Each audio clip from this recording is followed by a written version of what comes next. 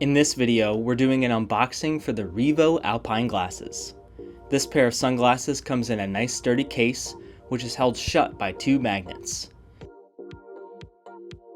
In this case, we will find several items, including a microfiber travel pouch, which doubles as a cleaning cloth, and an info card that gives us instructions on how to properly clean our lenses.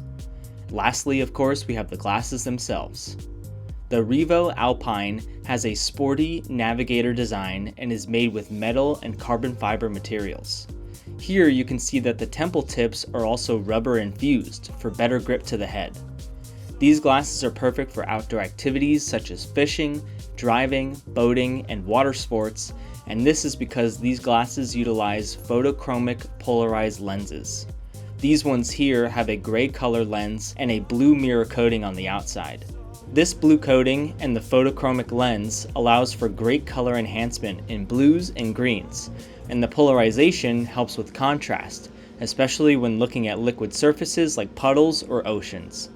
These glasses are available in matte black, shiny gunmetal, and shiny chrome.